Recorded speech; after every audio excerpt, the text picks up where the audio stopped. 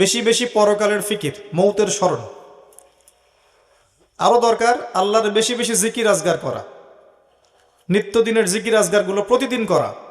আরো দরকার বেশি বেশি আল্লাহর কাছে দোয়া করা এবং নফল ইবাদত বাড়িয়ে দেয়া, দান সদাকা বাড়িয়ে দেয়া। এগুলো করতে থাকলে এবং একই সাথে মন থেকে যাবতীয় প্রকার রিয়া, হিংসা, অহংকার, গীবত, তহমদের সংস্কৃতি, আত্মহমিকা, মনের রোগ, এগুলো দূর করতে পারলে ইনশাল্লাহ দেখবেন আপনার কলবের মধ্যে আল্লাহর পক্ষ থেকে নূর আসবে ইনশাআল্লাহ তাআলা। আল্লাহ পাক আমাদের সবাইকে নূর দান করুন, আমিন। আল্লাহ কোরআনে অনেক জায়গায় বলেছেন, সূরা তাহরিমের মধ্যে আছে, সূরা হাদীদের মধ্যে আছে, অনেক জায়গায় সূরা নূরের মধ্যে আছে যে আল্লাহ যাকে নূর দেন না তার কোনো নূর নাই। মুমিনদের ব্যাপারে আল্লাহ পাক বলেছেন সূরা হাদীদের মধ্যে, কিয়ামতের দিন ইমানদারদের সামনে এবং ডান দিকে নূর থাকবে। কি থাকবে? ওই নূর দিয়ে তারা পথ চলবে। নূর মানে হচ্ছে আলো, আলো দিয়ে তারা পথ চলবে। মুনাফিকরা বলবে, নাকতাবিস মিন নূরিকুম, আমাদেরকে কিছু নূর দাও। বলা হবে, কিলা রুজিউ ওয়ারাকুম ফালতামিসু নূর, পিছনে ফিরে যাও, ফিরে গিয়ে নূর তালাশ করো। দুনিয়ার জীবন তোমাদেরকে প্রতারিত করেছিল। সূরা তাহরিমে আছে, ইমানদাররা দোয়া করবে, রব্বানা আতমিম লানা নূরানা ওয়াগফির লানা ইন্নাকা আলা কুল্লি শাইইন কাদির। হে আল্লাহ, আমাদের উপর আপনার পক্ষ থেকে নূর দান করুন, আমাদেরকে রহম করুন, এবং আপনি প্রত্যেকটা বিষয়ের উপর কর্তৃত্বশীল। অনেক আয়াত আছে। দুনিয়ায় নূর অর্জন করতে না পারলে কবর আলোকিত থাকবে না, কবরে নূর না থাকলে পরকালে নূর পাওয়া যাবে না। আল্লাহ পাক আমাদের সবাইকে আল্লাহ নূর অর্জন করার তৌফিক দান করুন, আমিন। এর জন্য সবচেয়ে বড় চ্যালেঞ্জ হচ্ছে মনের খারাপ রিপুগুলোকে দূর করা। আমল করাটা সহজ, মনের মধ্যে হিংসা, বিদ্বেষ, গীবত, তহমতের সংস্কৃতি, সমালোচনার সংস্কৃতি, রিয়া, অহংকার দূর করাটা কঠিন। আত্মশুদ্ধি অর্জন করলে নূর পাওয়া যাবে ইনশাআল্লাহ তাআলা। আর এখন আত্মশুদ্ধির কথা তো বলাই হয় না, আত্মশুদ্ধি নিয়ে খুব একটা কথা বলা হয় না। এগুলো সুফিজম নয়, এগুলো ইহসান, এটার নাম ইহসান। নবী করিম সাল্লাল্লাহু আলাইহি ওয়াসাল্লামকে জিজ্ঞাসা করা হয়েছে, জিবরাইল আলাইহিস সালাম জিজ্ঞাসা করেছেন, ইয়া মুহাম্মদ আখবিরনি আনিল ইহসান, আমাকে ইহসান সম্পর্কে বলুন। নবীজি বলেছেন, আনতা আবুদুল্লাহ কাআন্নাকা তারাহ, তুমি এমনভাবে আল্লাহর ইবাদত করবে যেন তুমি আল্লাহকে দেখতে পাচ্ছো। ওয়া ইল্লাম তাকুন তারাহ ফাইন্নাহু ইয়ারাক, তুমি যদি আল্লাহকে দেখতে না পাও, মনে রাখবে আল্লাহ তোমাকে দেখছেন। এই কনসিয়াসনেসের নাম হচ্ছে ইহসান। কখন আসবে? যখন আপনার কলবে নূর আছে। একটা কলব, হৃদয় যার মধ্যে অন্ধকার ভর্তি, জুলুমাত, একজন ব্যক্তি যে মাদকের সাথে সম্পৃক্ত, জিনার সাথে সম্পৃক্ত, পর্নোগ্রাফি দেখে, ফ্রি মিক্সিং করে, হারাম রিলেশনশিপ আছে, নামাজ পড়ে না, যাকাত দেয় না, মিথ্যা কথা বলে, প্রতারণা করে, ঘুষ খায়, দুর্নীতি করে, এসব কলবে কি আল্লাহ নূর আসবে? এগুলো কলব কখন আত্মশুদ্ধি অর্জন করতে পারবে? আগে খারাপ বিষয়গুলো ত্যাগ করতে হবে, তারপরে আপনি ইবাদত বাড়িয়ে দেন। অথবা ইবাদত এত বাড়ান যাতে ইবাদত করতে করতে আপনার খারাপ বিষয়ের প্রতি রুচি উঠে যায়। এটা একটা টেকনিক। যে যত বেশি ইবাদত বাড়িয়ে দিবে, তার মনের মধ্য থেকে খারাপ বিষয়ের প্রতি আগ্রহ তত কমে যাবে। এভাবেও মানুষ ইনশাআল্লাহ পাপ থেকে বেঁচে থাকতে পারবে। আল্লাহ পাক তৌফিক দান করুন। কোরআন বেশি বেশি তেলাওয়াত করবেন, আল্লাহ পাক তৌফিক দান করুন, আল্লাহুম্মা আমিন। এছাড়া আরো অনেক ফজিলত আছে যেগুলোর কথা বলতে গেলে রাত শেষ হয়ে যাবে। কয়েকটা বলছে। রাতের বেলা সূরা মুলক তেলাওয়াত করবেন। কোন সূরা? কি ফজিলত? সূরা মুলকের তেলাওয়াত আপনাকে কবরের আযাব থেকে বাঁচিয়ে রাখবে ইনশাআল্লাহ। শুনলেন কি বললাম? সূরা মুলকের তেলাওয়াত আপনাকে কবরের শাস্তি থেকে বাঁচাবে ইনশাআল্লাহ। খুশি হন নাই? সুবহানাল্লাহ। উসমান রাদিয়াল্লাহু আনহু পরকালের আলোচনা শুনলে কান্নাকাটি করতেন না, খুব কম। যখনই তিনি কবরস্থান এর পাশ দিয়ে যেতেন এবং কবর দেখতেন, সাথে সাথে তিনি কান্নাকাটি শুরু করতেন বাচ্চাদের মতো। এতে করে তার দাড়ি ভিজে যেত। সাহাবা একরাম জিজ্ঞাসা করতেন যে, ইয়া আমিরুল মুমিনিন, আপনি এত আলোচনা হয়, আপনাকে কখনো এত কাঁদতে দেখি না। যখনই আপনি এই বাকরুল গারকাদের সামনে দিয়ে যান, তখনই এত কান্নাকাটি কেন করেন? তখন তিনি বলতেন, এটাই হচ্ছে প্রথম মঞ্জিল পরকালের, যে এখানে নাজাত পেয়ে যাবে ফাকাদ নাজা, সে ব্যক্তি নাজা পেয়ে যাবে। আর যে ব্যক্তি এখানে হালাক হয়ে যাবে ফাকাদ হালাক, সে হালাক হয়ে যাবে। তো এখন আমাদের মনগুলো এত শক্ত হয়ে গেছে, দেখবেন যে এই আলোচনাগুলো আমাদের মনে প্রভাব ফেলে না। মৌতের আলোচনা, কবরের আলোচনা কলবে প্রভাব ফেলে না। প্রভাব ফেলে ওয়াজ মাহফিলের নামে গান বাজনা, প্রভাব ফেলে ওয়াজ মাহফিলের নামে উল্টা পাল্টা কেচ্ছা কাহিনী, গান বাজনা, দেহে অঙ্গভঙ্গি, রসতামাশা, এগুলো মানুষের মধ্যে অনেক প্রভাব ফেলে দেখি মাশাআল্লাহ। আর ঠিক না বেঠিক সংস্কৃতি খুব প্রভাব ফেলে, তাই না? মানুষের ঠিক বেঠিক বলাই কোরআন শোনা ঠিক বেঠিক হয়? বললেও ঠিক, না বললেও ঠিক। কথা ঠিক না বেঠিক? মাশাআল্লাহ, এটা প্রভাব ফেলে, তাই না? কবরের আলোচনা প্রভাব ফেলে না। মনে রাখবেন, উসমান রাদিয়াল্লাহু আনহু বলতে যাচ্ছেন, বুঝাতে যাচ্ছেন, এই মঞ্জিলে যে ব্যক্তি পার পেয়ে যাবে সে ব্যক্তি পরকালের অন্য সমস্ত মঞ্জিলে পার পেয়ে যাবে ইনশাআল্লাহ তাআলা। এখান থেকে বাঁচাবে কে আপনাকে? সূরাতুল মুলক তেলাওয়াত করে দেখেন একবার অর্থ সহ, দেখবেন কেন এই সূরা কবরের আযাব থেকে বাঁচাতে পারে, আপনি বুঝে ফেলবেন ইনশাআল্লাহ তাআলা। এরপরে আপনি তেলাওয়াত করেন সূরাতুল কাহফ, প্রত্যেক জুমার দিনে তেলাওয়াত করেন, জুমার রাতেও করতে পারেন। এই সূরার তেলাওয়াত আপনাকে দাজ্জালের ফিতনা থেকে বাঁচাবে ইনশাআল্লাহ। কমপক্ষে প্রথম 10 এবং শেষের 10টা আয়াত মুখস্থ করবেন, পারবেন না? ইনশাআল্লাহ তাআলা আল্লাহ পাক তৌফিক দান করুন। আয়াতুল কুরসি, সূরা বাকারার 255 নম্বর আয়াত। সূরা আয়াতুল কুরসি কত নম্বর আয়াত? 255 মুখস্থ আছে? প্রত্যেক ফরজ নামাজের পরে কয়বার? একবার। কি ফজিলত? এই ব্যক্তির জান্নাতে যাওয়ার জন্য একটাই বাধা, মৌত। মৌত হয়ে গেলেই কোথায় যাবে? জান্নাত ইনশাআল্লাহ তাআলা। আল্লাহ পাক সবাইকে আয়াতুল কুরসি মুখস্থ করার তৌফিক দান করুন, প্রত্যেক ফরজ নামাজের পর পড়ার তৌফিক দান করুন। আমলটা সহজ মনে হচ্ছে না? আমলটা কিন্তু কঠিন।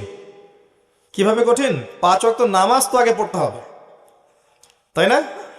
5 ওয়াক্ত নামাজ আগে পড়তে হবে, তারপরে আপনি আয়াতুল কুরসি পড়বেন। শুধু আয়াতুল কুরসির কথা বলা হয়নি এখানে, তো নামাজটা আগে।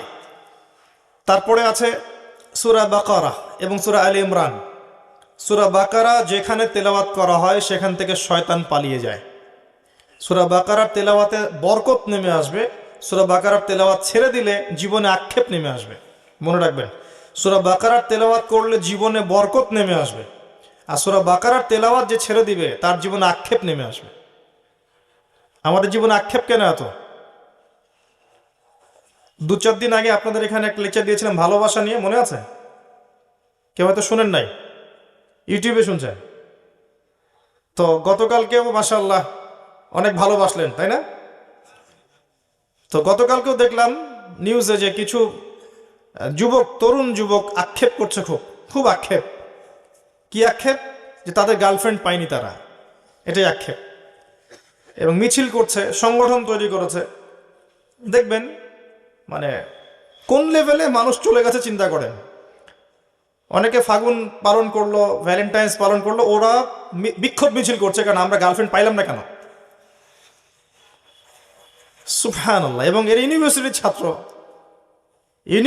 ছাত্র কি শিক্ষায় শিক্ষিত হলো, কি শিক্ষায় শিক্ষিত করলো বাবা মা, আর কি শিক্ষায় শিক্ষিত করলাম আমরা ওদেরকে, যে ওরা বিক্ষোভ করছে কেন গার্লফ্রেন্ড পেলাম না। আজকে নিউজটা দেখবেন, টাটকা নিউজ। তো জীবনে কত আক্ষেপ, চাকরি পাচ্ছি না আক্ষেপ, ব্যবসা ভালো হচ্ছে না আক্ষেপ, পরিবারের শান্তি নেই আক্ষেপ, অনেক আক্ষেপ, তাই না? জীবনে আক্ষেপ নেমে আসার কারণ হচ্ছে আপনি আমি সূরা বাকারার তেলাওয়াত ছেড়ে দিয়েছি।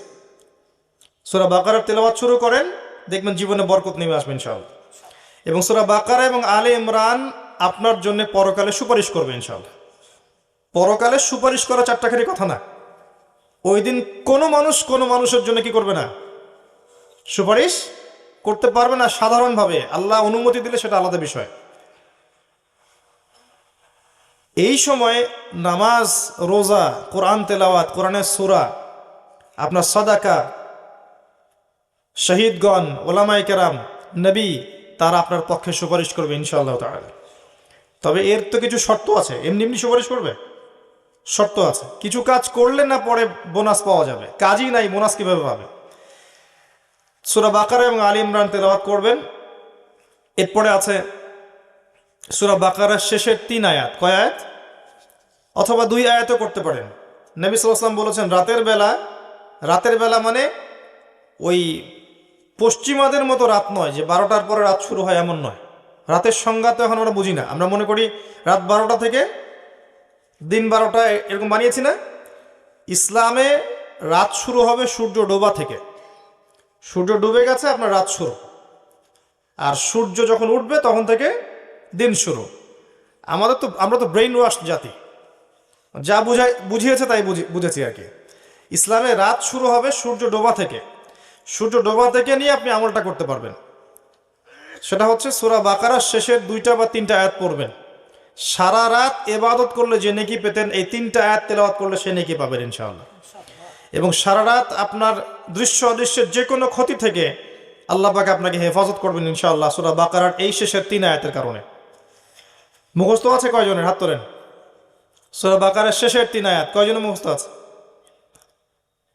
তাহলে চিন্তা করেন, আল কোরআনের আলো ঘরে ঘরে কেন জ্বলবে না?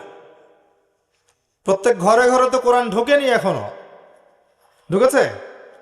কোরআন আছে আপনার ঘরে। বাবা মারা গেলে বের করবেন, 40 দিনের দিন বের করবেন, বিবাহ বার্ষিকীর দিন বের করবেন, নতুন একটা ব্যবসা খুললে বের করবেন, বা বড় কোনো এক্সাম আছে, এক্সামে যাওয়ার আগের দিন সকালে বের করবেন। অথবা যদি এত সময় না থাকে তাহলে কোরআন কোনো হুজুরকে দ্বারা পড়াই নেবেন, নিয়ে সোয়াব বক্সাই নেবেন। আচ্ছা, সোয়াব বক্সানো গেলে গোনা বক্সানো যায় না? এটা আমার একটা প্রশ্ন, তো ভেবে আমাকে উত্তর দিয়েন। যে মনে করেন আমি কোরআন, আপনি আমাকে বাসায় ডাকলেন, ডেকে বললেন একটা খতম কোরআন পড়িয়ে দিতে, দিয়ে আমার সব সোয়াব এখন আমি আপনাকে বক্সাই দিব। তা আমি যদি দোয়ায় বলি আল্লাহ আমার আমল নামে যত গোনা আছে সব ওরা দিয়ে দাও, এটা বক্সানো যাবে না? তো চিন্তার বিষয়। কিন্তু তো কোরআন আমরা বের করি এইসব অকেশনে। অন্য মানুষকে দিয়ে কোরআন পড়িয়ে নিচ্ছেন, বাবার জন্য দোয়া চাচ্ছেন, অন্য মানুষকে ডেকে নিয়ে এসে দোয়া করাচ্ছেন, দোয়া করে বাবার জন্য মাগফিরাত কামনা করছেন। নিজের সন্তান হয়ে আপনি বাবার জন্য কোরআন তেলাওয়াত করতে পারছেন না, জানাজার নামাজ পড়াতে পারছেন না, তার জন্য দোয়া করতে পারছেন না, সব কিছুতে মানুষের উপর নির্ভরশীল হয়ে গেছেন। এটা কি একজন সৎ সন্তানের বৈশিষ্ট্য কিনা? এটা কি সুসন্তানের বৈশিষ্ট্য কিনা? কোরআনকে আমরা এভাবে অবমূল্যায়ন করছি না? নিজের পড়া উচিত, নিজে গবেষণা করা উচিত, নিজের বোঝা উচিত, মানুষের উপর নির্ভরশীলতা কমানো উচিত। হ্যাঁ, যেটা আপনি বুঝবেন না সেটা অবশ্যই আপনি এমন মানুষদেরকে জিজ্ঞাসা করবেন যাদের কাছে এগুলোর জ্ঞান আছে। ফাসআলু আহলা যিকরি ইন কুনতুম লা তা'লামুন। আপনি জ্ঞানী মানুষকে জিজ্ঞাসা করবেন যখন বুঝবেন না। তাই বলে কি কোরআনের সবই বুঝবেন না? কিছু তো বুঝবেন, মুহকামাত বিষয়গুলো বুঝবেন, হয়তো জটিল বিষয়গুলো বুঝবেন না, এগুলো জিজ্ঞাসা করবেন। আল্লাহ পাক বোঝার তৌফিক দান করুন, আমিন। এরপর আরো অনেক আয়াত আছে। সূরা হাশরের শেষ 3 আয়াত আছে না? মুখস্থ আছে? সকাল সন্ধ্যায় পড়বেন, পারবেন ইনশাআল্লাহ? ইনশাআল্লাহ তাআলা। সূরা ইয়াসিন মুখস্থ আছে? সূরা ইয়াসিন মুখস্থ করবেন। খুবই খুবই শক্তিশালী একটা সূরা, খুবই শক্তিশালী। সূরা ফালাক, নাস, ইখলাস মুখস্থ আছে? সকালে এবং সন্ধ্যায় 3বার করে। কয়বার? প্রত্যেকটা সূরা একবার, আবার একবার, আবার একবার, 3 9বার করে পড়বেন। আর রাতে যখন ঘুমাবেন তখন আবার 3বার করে পড়বেন। পরে হাত দুটোকে একত্রিত করবেন, একত্রিত করে ফু দিবেন, দিয়ে সারা গা মাসাহ করবেন, তারপর ঘুমাবেন। পারবেন? আল্লাহ তৌফিক দান করুন। সূরা কাফিরুন কোনটা? কুল ইয়া আইয়ুহাল কাফিরুন রাতে ঘুমানোর সময় একবার পড়বেন, পারা যাবে ইনশাআল্লাহ। ফজিলত হচ্ছে আপনাকে আল্লাহ পাক শিরিকের পাপ থেকে বাঁচাবেন। কি থেকে বাঁচাবেন? আর ওই যে বললাম 1999 জন মানুষ জাহান্নামে যাবে, তাদের আমল নামায় একটা পাপ থাকবে কমন, সেটা হচ্ছে শিরক। সেটা যে শিরক সেটা আমি এভাবে বুঝেছি যে আল্লাহ পাক সূরা নিসার মধ্যে বলেছেন, ইন্নাল্লাহা লা ইয়াগফিরু আন ইউশরাকা বিহি ওয়া ইয়াগফিরু মা দুনা যালিকা লিমান ইয়াশা। আল্লাহ পাক বলছেন নিশ্চয়ই আল্লাহ তার সাথে শিরকের পাপ মাফ করবেন না, বাকি যে কোনো পাপ যাকে ইচ্ছা মাফ করে দিবেন। আল্লাহ পাক তার সাথে শিরকের পাপ মাফ করবেন না যদি তওবা না করে মারা যান। এছাড়া যে কোনো পাপ যাকে ইচ্ছা আল্লাহ মাফ করতে পারেন। তো যে মানুষগুলো জাহান্নামে যাচ্ছে 1999 জন, তাদের আমল নামায় কিসের পাপ থাকতে পারে? অন্য পাপ থাকলে তো আল্লাহ পাক মাফ করে দিতেন। নিঃসন্দেহে এখানে কিসের পাপ আছে? শিরকের পাপ আছে। আর এই শিরক নিয়ে অনেকদিন বলেছি, আরো একবার বলছি, তিনভাবে শিরক হতে পারে। আপনার কথায় শিরক হতে পারে, আপনার কাজে শিরক হতে পারে, আপনার চিন্তা বা আকীদায় শিরক হতে পারে। কথায় হতে পারে, কাজে হতে পারে, চিন্তা বা আকীদায় হতে পারে। যেমন ধরেন, কেউ চিন্তা করছে, বিশ্বাস করে যে আল্লাহ ছাড়া কেউ তাকে পরকালে নাজাত দিতে পারে। কেউ চিন্তা করছে আল্লাহ ছাড়া কেউ সন্তান দিতে পারে, আল্লাহ ছাড়া কেউ ভালো মন্দের মালিক, আল্লাহ ছাড়া কেউ কল্যাণ অকল্যাণের মালিক। এরকম চিন্তা কারো আছে। আল্লাহ নাই, মহাবিশ্ব বিগ ব্যাং থেকে সৃষ্টি হয়েছে, আল্লাহ থেকে হয় নাই। আল্লাহ আছেন ভালো, আরো ইলা আছে, কারো চিন্তা এমন। এরকম চিন্তা হচ্ছে শিরকি চিন্তা, আকীদায় শিরক আছে। এই অবস্থায় মারা গেলে কোশ্চেন কালো জান্নাতে যাবে না। আমল করতে গিয়ে কেউ আমল করছে, আল্লাহ ছাড়া অন্য কারো জন্য সেজদা করছে, আল্লাহ ছাড়া অন্য কাউকে দেখানোর জন্য নামাজ পড়ছে বা যে কোনো ইবাদত করছে, দিনের জ্ঞান অর্জন করছে দুনিয়া পাওয়ার জন্য। আল্লাহর হালালকে হারাম করে নিচ্ছে, আল্লাহর হারামকে হালাল করে নিচ্ছে। আল্লাহ ছাড়া অন্য কারো নামে কসম করছে, আল্লাহ ছাড়া অন্য কারো নামে নজর মানত করছে, আল্লাহ ছাড়া অন্য কারো জন্য সেজদা করছে, দোয়া করছে, ইত্যাদি ইত্যাদি। এইগুলো কাজের মধ্য দিয়ে সে শিরক করছে। কথা বুঝতে পারছেন? কথার মধ্যেও মানুষ শিরক করে, যে তুমি না থাকলে আমি বাঁচতাম না, তোমার জন্যই সব হয়ে গেল। এই যে বলি তোমাকে ছাড়া বাঁচবো না, ভ্যালেন্টাইন্স অনেকেই বলেছে তোমাকে ছাড়া আমি বাঁচবো না, ও শিরক। কথা বুঝতে পারেন নাই? ডাক্তারটা ভালো ছিল বিধায় আমার মাকে বাঁচানো গেছে, নাবিক ক্যাপ্টেন ভালো ছিলেন বলেই জাহাজটা ডুবে নাই। কথা বুঝতে পারছেন? যে কেমন আছেন ভাই? জি আপনার দোয়ায় ভালো আছে। এটা বলি না আমরা, আপনার দোয়ায় ভালো আছে। আল্লাহর রহমতে অতঃপর আপনার দোয়ায় ভালো আছে বললে শিরক হবে না। আল্লাহর রহমতে বা আল্লাহর ইচ্ছায় অতঃপর আপনার দোয়ায় ভালো আছে বললে শিরক হবে না ইনশাআল্লাহ। যদি বলেন আপনার দোয়াতেই ভালো আছে, শিরক হয়ে যেতে পারে। কে আপনার উপকার করলো? আপনি বললেন যে আল্লাহ এবং আপনি আমার উপকার করেছেন, আল্লাহ এবং আপনি আমার উপকার করেছেন, শিরক হয়ে যাবে। যদি বলেন আল্লাহ অতঃপর আপনি, আল্লাহ অতঃপর আপনি উপকার করেছেন, শিরক হবে না। খুবই কেয়ারফুল থাকতে হবে কথা বলার সময়। আর আমরা তো এখন রাশিফলে বিশ্বাস করি না? রাশিফল, টিয়া পাখি, কবিরাজ, তারপরে ভবিষ্যৎবাণী, কত কিছু তো বিশ্বাস করি। আমাদের আকীদা তো কবে নষ্ট হয়ে গেছে আমরা জানি না। তো কথায় এক নাম্বার কিসে? কথায়, দুই নাম্বার কাজে, তিন নাম্বার আকীদায়। এই তিনভাবে শিরক হতে পারে। তো আল্লাহ পাক আমাদেরকে যাবতীয় শিরকের পাপ থেকে বাঁচিয়ে রাখুন। একটা বইয়ের নাম বলছি আমি, বইটা আপনারা যে কোনো বড় বড় লাইব্রেরিতে পাবেন ইনশাআল্লাহ। কিতাবুত তাওহীদ। কি নাম? কিতাবুত তাওহীদের অনেকগুলো ভার্সন আছে এবং অনেক বড় বড় স্কলার এই বইটাকে শারাহ বা ব্যাখ্যা লিখেছেন। এখানে আপনি দেখবেন শিরকের বিভিন্ন ক্লাসিফিকেশন আছে, কি কি করলে শিরক হয়, কি কি বললে শিরক হয়, সব দেওয়া আছে। অনেকে হাতে আংটি পড়ে না রোগ ভালো হওয়ার জন্যে, আংটি রোগ ভালো করে। অনেকে হাতে বালা পড়ে না, বালা, হাতে বিষ ব্যথা, বালা পড়লে ভালো হয়ে যায়, বিশ্বাস না এরকম। কোমরে মাদুলি ঝুলায় না। এমনকি অনেকে দেখবেন যদি কেউ এই নিয়াতে গলায় তাবিজও দেয় যে এ আমার রোগ ভালো করে দিবে, এই উদ্দেশ্যে যে আমার রোগ ভালো করে দিবে, তাও শিরক হবে। যদি তাবিজটা কোরআন দিয়েও লেখা হয় কিন্তু আপনার বিশ্বাস যে এই আমার রোগ ভালো করবে, এই তাবিজ কি করবে? আমার রোগ ভালো করে দিবে, শিরক হয়ে যাবে। কোনো কিছু করার ক্ষমতা নাই। কার আছে ক্ষমতা?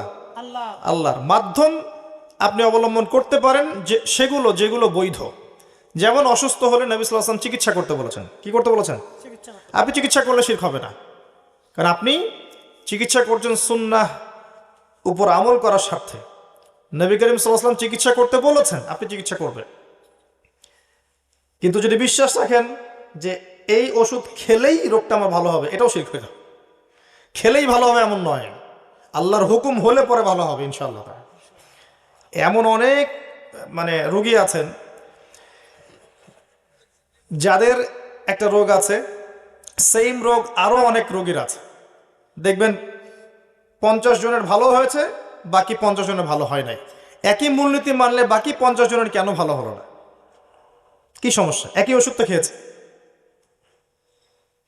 আল্লাহর কি লাগবে? হুকুম লাগবে। আল্লাহর হুকুম ছাড়া কাজ করবে না, আল্লাহর হুকুম ছাড়া প্রকৃতি নড়ে না। তো যে কথাটা বলতে গিয়ে এখানে আসলাম, যে সূরা কাফিরুন যদি আপনি তেলাওয়াত করেন ঘুমানোর আগে, আল্লাহ পাক আপনাকে শিরকের পাপ থেকে বাঁচিয়ে রাখবেন ইনশাআল্লাহ আযজা ওয়া জাল। আর এটা সবচেয়ে বড় পাপ। ইন্না শিরকা লাযুলমুন আযীম, শিরক সবচেয়ে বড় জুলুম। আর জুলুম কিয়ামতের মাঠে জুলুমাত হয়ে আসবে, অন্ধকার হয়ে আসবে। আল্লাহ পাক আমাদের সবাইকে শিরকের পাপ থেকে বাঁচিয়ে রাখুন, আল্লাহুম্মা আমিন। তো ভাই, তিলাওয়াতের কথা বলতে গিয়ে এতগুলো কথা এসেছি। আল্লাহর ওয়াস্তে কোরআন তেলাওয়াত করতে শেখেন, এবং কোরআন তেলাওয়াত করা শিখলে পরে আপনি হাদিসের বইগুলোও কিন্তু পড়তে পারবেন, যেগুলোতে জবরজের পেশ দেয়া আছে এগুলো পড়তে পারবেন না? এবারত যেগুলোতে দেয়া নাই সেগুলো হয়তো পড়তে পারবেন না।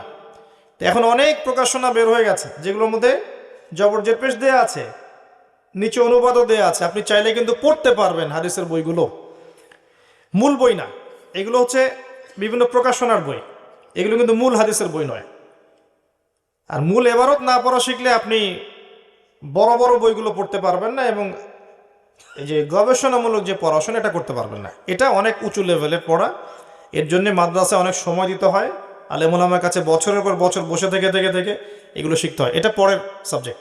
অ্যাটলিস্ট আপনি তেলাওয়াত করার জন্য যেটা প্রয়োজন সেটা শেখেন এবং নিয়মিত কোরআন তেলাওয়াত করেন।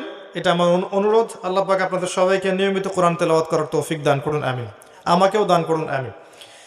এরপরে চেষ্টা করতে হবে অর্থটা বোঝার জন্য, এবং অর্থ বোঝার জন্য কয়েকটা অপশন আছে। একটা অপশন হচ্ছে আপনি আরবি ভাষা শিখলেন, নাহু সরফের বইগুলো পড়লেন, মাদ্রাসায় গেলেন, ওস্তাদদের কাছে পরামর্শ করে শিখলেন। শেখার পরে আপনি তাদের সাথে নিয়মিত যোগাযোগ রেখে কোরআনের অনুবাদগুলো শিখছেন, এটা একটা অপশন। আর কারো এই সুযোগ নাই, হয়তো জেনারেল লাইন দীর্ঘদিন পড়াশোনা করেছেন, এখানে যাওয়ারও সুযোগ নাই, তাদের জন্য অপশন হচ্ছে বিশুদ্ধ কোনো তাফসিরের বই নেন। আপনি যে তাফসিরটাকে বা অনুবাদটাকে, বঙ্গানুবাদকে বিশুদ্ধ মনে করছেন, যেটা আপনার কাছে ভালো মনে হয় সেটাই কেনেন। কিনে প্রতিদিন 10টা 20টা 30টা করে আয়াতের অর্থগুলো দেখেন, অ্যাটলিস্ট অর্থগুলো দেখেন। আমি বলছি না যে অর্থগুলো জানলে আপনি মুফতি হয়ে যাবেন, ব্যাপারটা এমন নয়। শুধু জানার জন্য দেখেন যে আল্লাহ পাক সেখানে কি বলেছেন। অর্থটা না বুঝলে আপনি কোরআনের মূল মেসেজটা পাবেন না, এবং অর্থ বুঝতে গিয়ে আপনি অনেক কিছুই বুঝবেন না। তখন সরাসরি আলেমদের কাছে আসবেন, জিজ্ঞাসা করে জেনে নেবেন, পারা যাবে ইনশাআল্লাহ। ইনশাআল্লাহ তাফসিরে জালালাইন আছে, মাআরিফুল কোরআন আছে, তাফসির ইবনে কাসির আছে, যেটা আপনার কাছে ভালো মনে হয় কিনেন, বা একাধিক তাফসির কিনেন, বাসায় নিয়মিত একটু পড়াশোনা করেন। ইনশাআল্লাহ দেখবেন আপনি কোরআনের হয়তো 100% বুঝতে পারছেন না, 20%, 30%, 40% বুঝতে পারবেন ইনশাআল্লাহ। এটাও কিন্তু কম নয়, এটাও কম নয়। আল্লাহর কিতাবের 50% আপনি বুঝতে পারছেন, এটাও কিন্তু কম নয়। যতটুকু বুঝবেন এতটুকুর উপরে আপনি মানুষকে দাওয়াত দিতে পারেন। যেটা আপনি বুঝতে পারছেন না সেটা আলেম ওলামার কাছে যাবেন, জিজ্ঞাসা করবেন, তারপর জেনে নেবেন। আর সারা জীবন পড়াশোনা করলেও কোরআনের জ্ঞান শেষ হবে না, হবে শতাব্দীর পর শতাব্দী যদি আমরা পড়াশোনা করি, তারপরেও কিন্তু কোরআনের জ্ঞান অর্জন করা শেষ হবে না। তারপরেও কি জ্ঞান অর্জনের পথ ছেড়ে দিবেন? পড়াশোনা করবেন, নিয়মিত পড়াশোনা করবেন। আল্লাহ পাক তৌফিক দান করুন, আমিন। আরেকটা কাজ আছে যে আদেশ নিষেধ মানা। কোরআনের অনেক আদেশ আছে, অনেক নিষেধ আছে, এগুলোকে মানার চেষ্টা করা। কারণ আমরা মানুষ খুব দুর্বল প্রাণী, আমরা একসাথে সব আদেশ নিষেধ মানতে পারি না। পারি? এটা সম্ভব না। এমন কোনো মানুষ আছে পৃথিবীতে যে বলতে পারবে যে আমি কোরআনের সব আদেশ মানি, সব নিষেধ বর্জন করি? পারবে? বলা এত সহজ না। এটা আমার মনে হয় না আমরা কেউ করতে পারি, এত সহজ না। নবী করিম সাল্লাল্লাহু আলাইহি ওয়াসাল্লাম করে দেখিয়েছেন, দেখেন নাই? নবী সাল্লাল্লাহু আলাইহি ওয়াসাল্লামের চরিত্র সম্পর্কে জিজ্ঞাসা করা হচ্ছিল আয়েশা রাদিয়াল্লাহু আনহাকে, যে তার চরিত্র কেমন ছিল। তিনি বলছেন তার চরিত্র ছিল কোরআনের মতো। কার মতো? কোরআনে যা আছে তাই তার চরিত্র। আর আমরা আদেশ নিষেধ মানার ক্ষেত্রে অনেক সময় কিছু পারবো কিছু পারবো না, তাই বলে ছেড়ে দেয়া যাবে না, চেষ্টা করতে হবে যতটা পারা যায়। যেমন সবচেয়ে বড় আদেশ আল্লাহ তাওহীদে থাকা, চেষ্টা করতে হবে শিরকে না যাওয়ার, তাওহীদে থাকা। সবচেয়ে বড় আদেশগুলোর মধ্যে একটা হচ্ছে সুন্নতে থাকা। চেষ্টা করতে হবে নবীর সুন্নতে থাকা, এর বাইরে না যাওয়া। যদি চলে যাই তওবা করে ফিরে আসা। অনেক বড় আদেশ হালাল খাওয়া, চেষ্টা করতে হবে হালাল খেতে।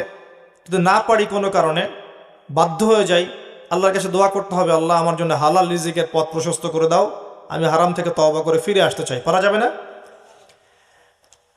অনেক বড় আদেশ পর্দা, চেষ্টা করতে হবে খাস পর্দায় থাকার। যদি কোনো কারণে ছুটে যায় আবার তওবা করে ফিরে আসতে হবে। পারা যাবে না ইনশাআল্লাহ? কোরআনের বড় বড় আদেশ, যেমন পিতামাতার খেদমত করা, মুসলিম উম্মার মধ্যে ঐক্যের চেষ্টা করা, বিভক্তি না ছড়ানো, জ্ঞান অর্জন করা, বড় বড় আদেশ। আল্লাহ রসুলের আনুগত্য করা, কোরআনের বিধিবিধান মেনে চলা, মানুষকে কোরআনের পথে ডাকা, ঈমান আনা, আমলে সালেহ করা, হকের দাওয়াত দেয়া, সবর করা, আত্মীয়তার সম্পর্ক বজায় রাখা, সত্যের উপর থাকা, সত্য বলা, অনেক আদেশ আছে। সবগুলো আদেশ যদি আমরা পালন করতে নাও পারি, চেষ্টা করতে হবে যতটুকু পারা যায় ওই পারা অংশটুকু নিয়েই ইনশাল্লাহ পরকালে আমরা উঠব ইনশাআল্লাহ তাআলা। আল্লাহ চাইলে আমাদের সমস্ত সগীরা গুনাহ মাফ করে দিতে পারেন, যদি আমাদের মধ্যে কবিরা গুনাহগুলো না থাকে। আল্লাহ পাক আমাদের সমস্ত সগীরা গুনাহ মাফ করতে পারেন যদি কবিরা গুনাহ না থাকে। একই সাথে যে নিষেধগুলো আছে এগুলোকে বর্জন করার চেষ্টা করা। যেমন সবচেয়ে বড় নিষেধ শিরিক করা যাবে না, সবচেয়ে বড় নিষেধ বেদাতে যাওয়া যাবে না, কুফরি করা যাবে না, হারাম খাওয়া যাবে না, সুদ নিষেধ, জিনা ধার কাছে যাওয়াও নিষেধ, ধার কাছে যাওয়াও নিষেধ। আর আমরা তো ওটাকে বানিয়েছি কাছে আসার গল্প, তাই না? জিনার ধার কাছে যাওয়াও নিষেধ। অপবাদ, ব্যভিচার, বেহায়াপনা, অশ্লীলতা, সুদ, ঘুষ, দুর্নীতি, চুরি ডাকাতি সব নিষেধ না? মিথ্যা বলা, মিথ্যা অপবাদ দেয়া, জুলুম করা, কারো উপর অন্যায় অত্যাচার করা, এগুলো নিষেধ না? চেষ্টা করতে হবে সমস্ত নিষেধ বর্জন করার জন্য। যদি না পারি, ভুল হয়ে যায়, তওবা করে আবার ফিরে আসতে হবে। ভুল হয়ে গেলে আবার তওবা করতে হবে, আবার ভুল হলে আবার তওবা করতে হবে, তওবা করতেই থাকতে হবে। যতবার ভুল হবে ততবার তওবা করে ফিরে আসতে হবে। পারা যাবে ইনশাআল্লাহ? নবী সাল্লাল্লাহু আলাইহি ওয়াসাল্লাম দিনে 100 বার তওবা করতেন। কতবার? তার কি গুনাহ ছিল? তার কোনো গুনাহ ছিল? তার সামনেও কোনো গুনাহ ছিল না, পিছনেও কোনো গুনাহ ছিল না, তারপরেও তিনি দিনে 100 বার তওবা করতেন। বলেন সুবহানাল্লাহ। আমরা দিনে 100 বার পড়তে পারি না আস্তাগফিরুল্লাহ ওয়া আতুবু ইলাইহি? পারা যাবে না? কতক্ষণ সময় লাগবে পড়তে? 5 মিনিট? 5 মিনিটও লাগবে না। আস্তাগফিরুল্লাহ ওয়া আতুবু ইলাইহি 100 বার পড়তে 5 মিনিট লাগবে? দিনে কয়েকটা আমল করবেন, কিছু পারেন না পারে আমি শিখিয়ে দিচ্ছি, যেগুলো আমি চেষ্টা করি সেটা আপনাকে বলবো, না হলে আমি বিপদে পড়ে যাব। খুব সহজে 100 বার সুবহানাল্লাহ পড়া যায়? পড়া যায় না? কাজ করতে করতে পড়া যায় না? গাড়ি চালাচ্ছেন পড়া যায় না? যায়, কিন্তু বাইক ড্রাইভ করছেন পড়া যায় না? ট্রাফিক জ্যামে বসে আছেন পড়া যায় না? সময় কাজে লাগান, 100 বার সুবহানাল্লাহ পড়তে পারবেন? আমল নামায় 1000 নেকি হবে। আমল নামায় 1000 নেকি হবে। বেশি বেশি পড়তে পারবেন? লা ইলাহা ইল্লাল্লাহ পড়া যাবে? 100 বার পড়া যাবে? সুবহানাল্লাহি ওয়া বিহামদিহি সুবহানাল্লাহিল আযীম পড়া যাবে? 100 বার আস্তাগফিরুল্লাহ ওয়া আতুবু ইলাইহি পড়া যাবে? একটু পড়া যাবে লা হাওলা ওয়ালা কুওয়াতা ইল্লা বিল্লাহ? সংখ্যা নির্ধারণ করলেন না, পড়তে থাকলেন লা হাওলা ওয়ালা কুওয়াতা ইল্লা বিল্লাহ, পড়া যাবে? অন্তত 10 বার পড়া যাবে লা ইলাহা ইল্লাল্লাহ ওয়াহদাহু লা শারীকা লাহু লাহুল মুলক ওয়া লাহুল হামদ ওয়া হুয়া আলা কুল্লি শাইইন কাদির পড়া যাবে? সকালে 10 বার, সন্ধ্যায় 10 বার। সকালে 10 বার, সন্ধ্যায় 10 বার, এতটুকু পড়া যাবে? আল্লাহুম্মা সাল্লি ওয়া সাল্লিম আলা নবিয়িনা মুহাম্মদ দরুদ শরীফ পড়া যাবে? সকালে 10 বার, সন্ধ্যায় 10 বার। নবী সাল্লাল্লাহু আলাইহি ওয়াসাল্লামের সুপারিশ তার উপর ওয়াজিব হয়ে যাবে ইনশাআল্লাহ। এগুলো সহজ আমল না? নিয়মিত করা যায় না?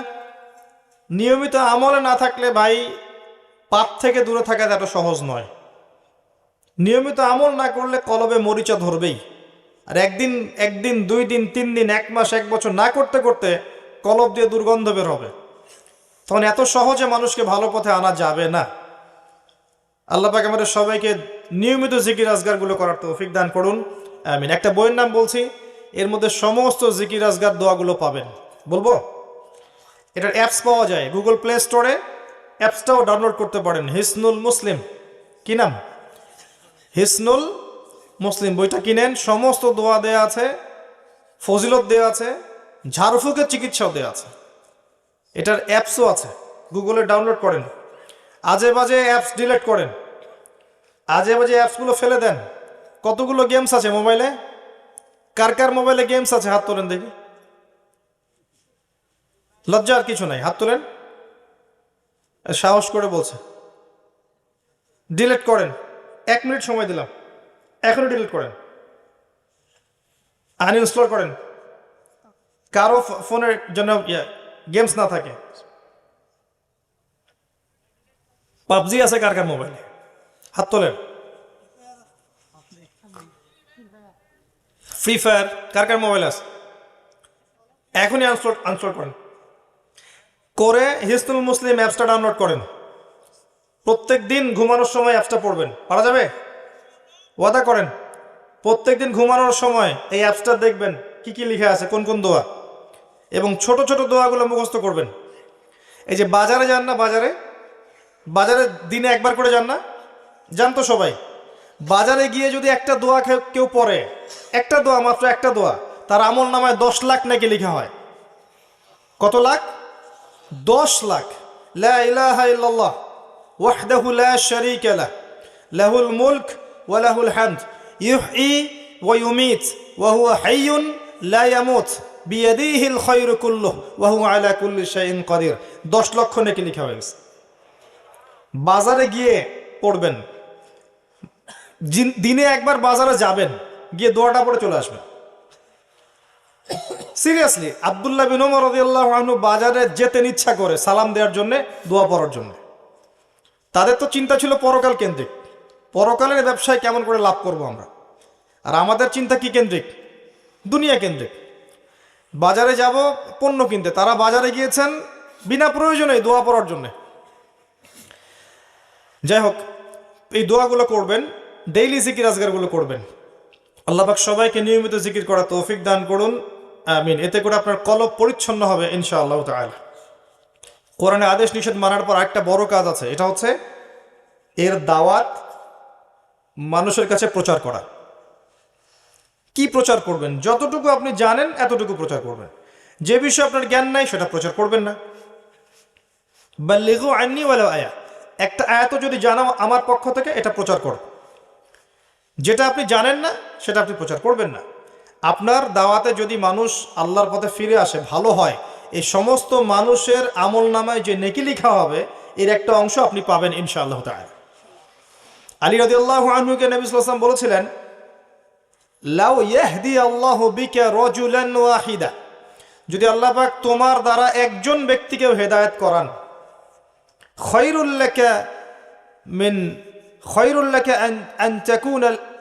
লাকা আন তাকুনা মিন হুমুরিন নাআম, তোমার আমল নামায় মানে লাল উট কোরবানি করলে যত নেকি হয় তার চেয়ে বেশি নেকি তুমি পাবে ইনশাআল্লাহ। লাল উট মানে কি জানেন? বিএমডাব্লিউ বোঝেন? আরবে সবচেয়ে দামি যে বাহন ছিল তার নাম হচ্ছে লাল উট, সবচেয়ে দামি উট। এখনকার বিএমডাব্লিউর মতোই। আল্লাহর পথে দান করা এত সহজ? একজন ব্যক্তিকে একটা আমলের কথা বলেছেন, ইমানের কথা বলেছেন, আল্লাহর দিকে ডেকেছেন, সে নামাজ শুরু করেছে আপনার কথা শুনে দাড়ি ছেড়ে দিয়েছে, সুদ ছেড়ে দিয়েছে, দাড়ি লম্বা করেছে, টাকনুর উপরে কাপড় পড়ছে আপনার দাওয়াতে। এই ব্যক্তি সারা জীবন যে নেক আমলগুলো করবে আপনি তার একটা অংশের ভাগীদার হবেন ইনশাআল্লাহ। আর সুন্নাহ ডেইলি লাইফে আপনাকে বাস্তবায়ন করতে হবে। ডেইলি লাইফে, যেমন রাত হয়েছে, এখন আমি ঘুমাবো নবীর সুন্নাহ অনুযায়ী। ঘুমানোর সময় দোয়া পড়বেন, ডান কাতে শোবেন, পারলে ওযু করবেন, রাতে যে সূরাগুলো পড়ার কথা এগুলো পড়লেন, সূরা মুলকটা পড়লেন, আরেকটা সূরা আছে সূরা ওয়াকিয়া। এই সূরা পড়লে তাকে দারিদ্রতা স্পর্শ করবে না ইনশাআল্লাহ। দারিদ্রতা নিয়ে সমস্যা না? দারিদ্রতা, অভাব লেগে আছে, এমন হয়? যদি এমন হয় আপনার জন্য সুসংবাদ, আপনার জন্য আমার মুখ দিয়ে আল্লাহ পাক এটা বের করালেন যে নিয়মিত সূরা ওয়াকিয়া পড়েন। কোন সূরা? ইযা ওয়াকাআতিল ওয়াকিয়া লাইসা লিওয়াকাআতিহা কাযিবা খাফিদাতুর রাফিআ ইযা রুজ্জাতিল আরদু রাজ্জাও ওয়াবুসাতিল জিবালু বাসসা। এই সূরা পড়েন, দেখবেন ইনশাআল্লাহ আল্লাহ পাক আপনাকে বরকত দিবেন ইনশাআল্লাহ। একজন সাহাবী ইন্তেকাল করছেন, তার মেয়ে ছিলেন, কয়েকজন মেয়ে ছিলেন, মেয়ে সন্তান, ছেলে নাই। তো অন্য সাহাবীরা বলছেন যে মৌতের সময় আপনি আপনার পরবর্তী প্রজন্মের জন্য কি রেখে যাচ্ছেন, কি সম্পত্তি রেখে যাচ্ছেন? তখন এই সাহাবী বলছেন, যিনি মৃত্যু সজ্জায়, তিনি বলছেন, তোমরা চিন্তা করো না, আমি আমার মেয়েদেরকে সূরা ওয়াকিয়া শিখিয়ে দিয়েছি, ইনশাল্লাহ তারা দারিদ্র হবে না কখনো, ইনশাল্লাহ তারা কখনো দরিদ্র হবে না। এই ছিল তাদের তাওয়াক্কুল। এর সাথে আমি আরেকটা সূরার কথা বলবো, সূরা বাকারা। যে সূরা বাকারা নিয়মিত পড়বে তার রিজিকে হায়াতে বরকত হবে ইনশাআল্লাহ। আল্লাহ পাক আমাদের সবাইকে কোরআনওয়ালা বানিয়ে দিক, সুন্নাহওয়ালা বানিয়ে দিক, আল্লাহুম্মা আমিন। ঘুমান নবী সাল্লাল্লাহু আলাইহি ওয়াসাল্লামের সুন্নাহ মতো, ঘুম থেকে ওঠেন তার সুন্নাহ মতো, এরপর নামাজে যাবেন তার সুন্নাহ মতো নামাজ পড়েন। 3G 4G 5G নামাজ বাদ দেন, রিল্যাক্সে নামাজ পড়েন, সময় দেন, নামাজের অর্থ বোঝার চেষ্টা করেন, ইমাম সাহেবকে সময় দিতে বলেন। ইমাম সাহেব একটু লম্বা করলে তার চাকরি নট করে দিয়েন না। ইমাম সাহেব একটু লম্বা করলে সভাপতি বলে যে ঘটনা কি, এত লম্বা নামাজ কেন? পায়ে ব্যথা করে, জানেন না, বোঝেন না, এগুলো বোঝায়।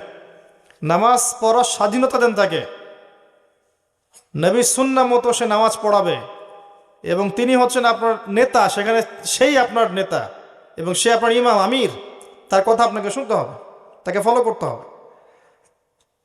পরিস্থিতি এমন হয়ে গেছে এখন যে অনেক মসজিদে দেখা যায় ইমাম সাহেব কমিটির কাছে বাধ্য।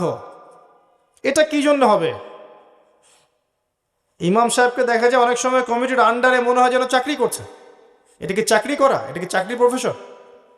তিনি সবার সেখানে আমির, তিনি তার সবাইকে দিন শেখাবেন, তাকে মানুষ কন্ট্রোল করবে কেন?